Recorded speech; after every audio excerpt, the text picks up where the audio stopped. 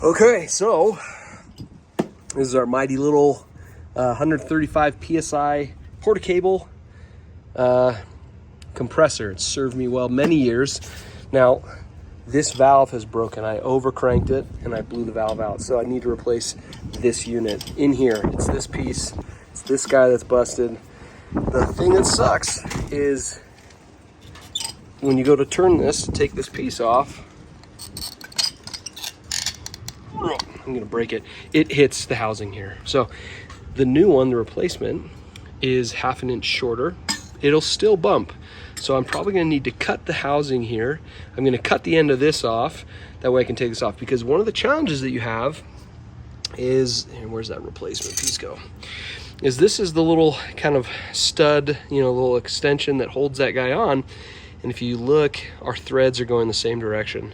So when you're tightening in this way, so if you try to unscrew this, you're tightening it into this if this can't turn. So this has reached its maximum. It can't go in any further, so you can't just get a wrench on here and kind of try to get it out. So it's time for cutting modifications. Okay, so we're gonna use a Dremel. It's a great little cutting tool. I'm gonna just take the end off this thing. Now, always wear your safety glasses, because sparks, little metal shards, you get in your eye and you think, oh, it's not a big deal. Well, that's metal now in your eye. You get an MRI and just imagine that giant magnet pulling those metal bits through your eyeball. Not fun. Safety glasses, worth it. Okay, here we go.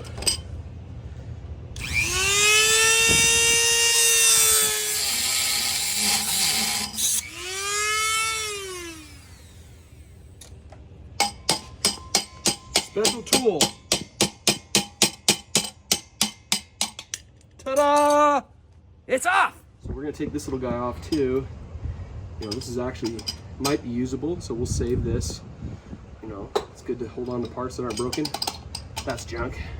This thing rattled like crazy, so that goes in the garbage pile. So get rid of that. Oh, look at this. We could just cut this thing right on down. So we can cut off right here. Again, you don't want to hit that tank. Put a hole or a weak spot in the tank, catastrophic failure can happen. Don't want that. Blowing out a compressed air out of a metal bomb, not cool. So the other thing that can happen with these Dremel wheels is they can blow apart, and that's no fun. So safety glasses. Okay, I'm gonna take a little more off. All right, so I was just talking to Robbie here, and there's a piece in here that blew apart. That this spring creates pressure there, and that's what regulates how much pressure can go from the tank out. So for example, if you're using this to flush your RV lines, you don't want this to be you want to have your regulated pressure, which is this one here, to be at or below, I believe, 30 PSI. I'd have to kind of refresh my memory on that. But you don't want it higher than that, because you can blow out your pipes in your RV. So this allows you to set how much pressure comes out of your tank. And then this is the overall pressure in the tank itself. So, and as you saw from that rattly one, this one wasn't really working anymore. Yeah, so now the challenge is how do we get this on? Now that we've cut this up and we've got this off, you look at this and you can see just how nasty that is. If you look down in the tank, you can see there's a bunch of just crud built up in that hole. This is not going to be my painter's compressor. You'd have to put a filter on there, which you should anyway. You should put, have an air, something that takes the moisture out of the air, something that just catches everything. And you put that in the line, and then you could just throw that away when it gets gunked up. I would expect this gunks up pretty fast. So, but again, I've had this for 20 years, so it's done its job. Now, to get this new piece on, we're going to run into that same problem that we can't turn this. I had to take this all apart and cut it up. So in order to do this, what we're going to have to do is, and then turn this little guy at the same time, right? So that way it threads both of these together. Oh, see, I got one to thread but not the other, and that's not what we want. We want both of these guys to kind of take at the same time. The same time! Don't you hear me, little thing? Because We don't want them to, one to be more advanced than the other, right? Because see here, we're already into this by several threads. If we're not into this by several threads also, then it's not going to take. Okay, so let's see here. Almost got it. And nope. All right, so this will probably take a little trial and error, so we'll come back to you. All right, we had to make a modification. There's no way we're going to be able to turn that corner, so we cut the housing and we took the mounts out for this, which is the shutoff switch. So this is, I'm sure, what reads the pressure when the tank knows it's like, hey, I'm done. So I think that's what this is.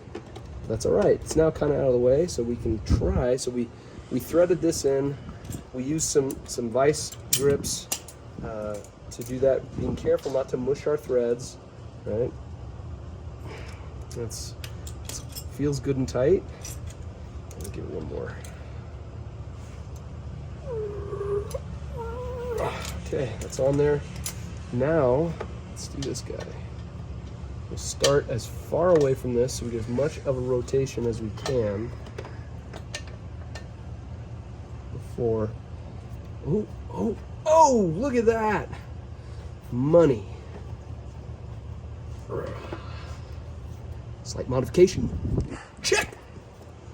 Let's see if we can get around one more time. Oh, I don't think so.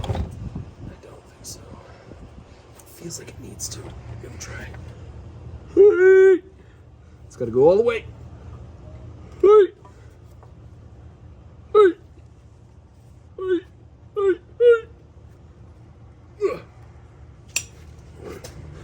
Give it the beans.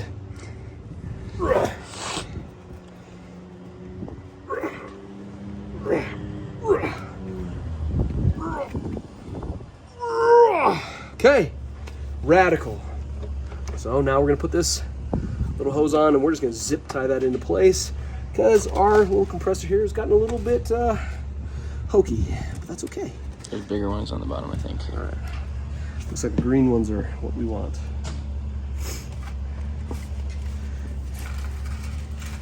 You still rolling there? Or you done? Still rolling? Still rolling. And we're raining little ones. Little ones everywhere. Take this, make sure that's all the way down, which it is. Put one down low. Catching just off the edge like that. Oh yeah, look at that, already is stretching. That's okay. We'll do the other one the other way. Right next to it.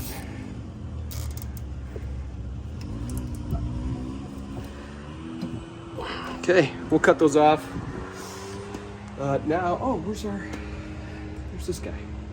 Teflon tape. So we had to replace, the fitting on this was for a smaller coupler. The newer stuff all seems to use this smaller stuff. But everything we have is this big, heavy, big stuff. So we're gonna just use that old coupler. Oh my goodness.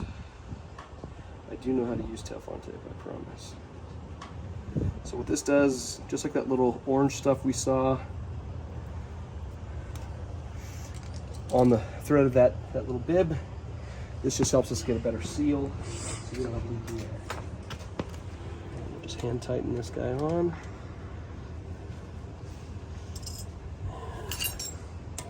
This wrench.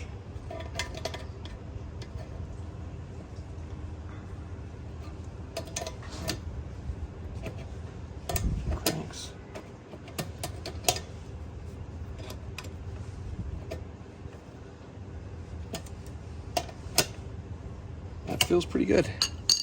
Moment of truth. Stand back.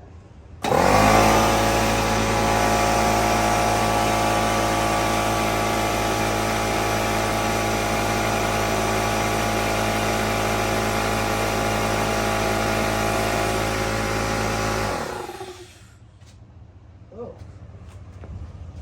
We have a spot for a second valve there. I didn't even notice that. Where's, oh, duh. Yeah, because we took that off. The pressure release has got to go back in. You can see it's got that red stuff on there too. I might just throw a little more Teflon on there just to give a little insurance. I'm sitting here like a moron. Don't know when to put the coupler back in, the pressure release valve back in, the whatever this little brass thing is called back in. All right, a little bit of this. You don't need a whole lot.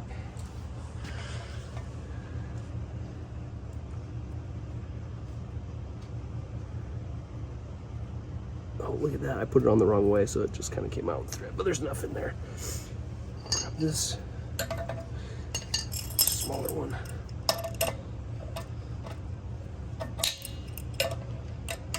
Clank the tank. I was watching that pressure valve, the pressure gauge, going like, oh no, what if this isn't working? And what if this just fills forever until it explodes? That wouldn't be good. I don't want to sit here when that happens.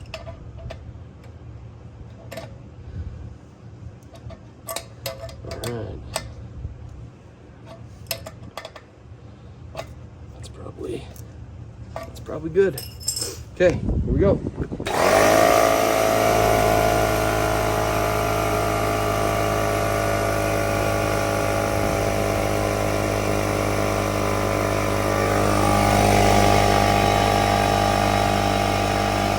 Tank's going up.